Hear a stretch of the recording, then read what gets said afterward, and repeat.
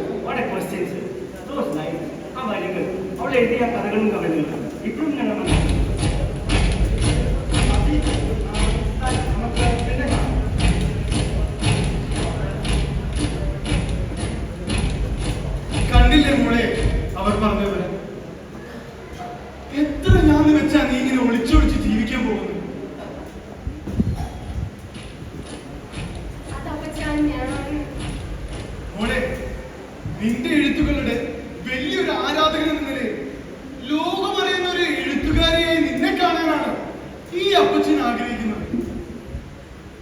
പക്ഷെ നീ നിന്റെ പുറം ലോകത്തോടുള്ള പേടിയും ഭയവും കാരണം നിന്റെ കഴിവുകളെല്ലാം വേണ്ടെന്ന് വെക്കുകയാ. അപ്പച്ചൻ അറിയാനിട്ടാണോ ചോദിച്ചതിന്റെ കാര്യം?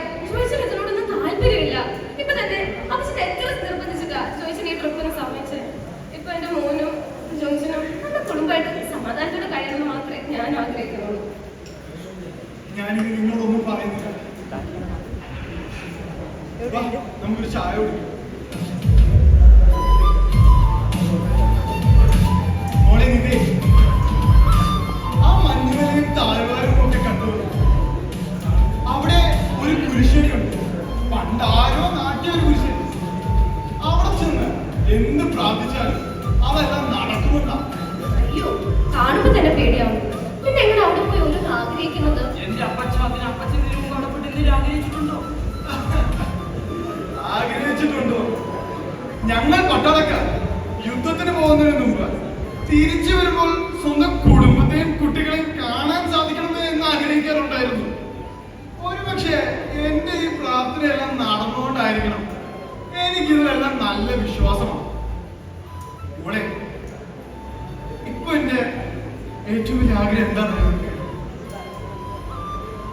നിന്റെ പേടിയൊന്നും മാറും. നീ വീണ്ടും എഴുത്തു തുടങ്ങും.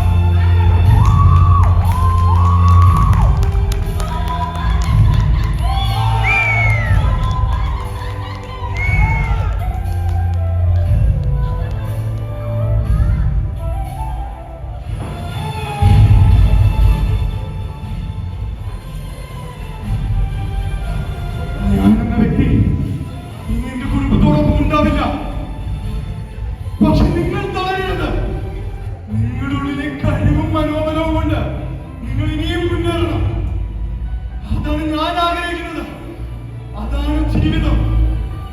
ഓരോ പ്രതിസന്ധി ഘട്ടങ്ങളും നിങ്ങൾക്ക് മുന്നേറാനുള്ളത് ഒളിഞ്ഞു കിടപ്പുണ്ടാവും. അത് നിങ്ങൾ കണ്ടെത്തണം. മരിക്കുവോളം പോരാടേണ്ടി വരും. പക്ഷെ നിങ്ങൾ തളരരുത്. ജീവിച്ച് തീരുമ്പോ ഈ കിട്ടിയ ജീവിതത്തിനുള്ള സമർപ്പണമായിരിക്കണം നിങ്ങളുടെ ഓരോ പ്രവൃത്തിയും.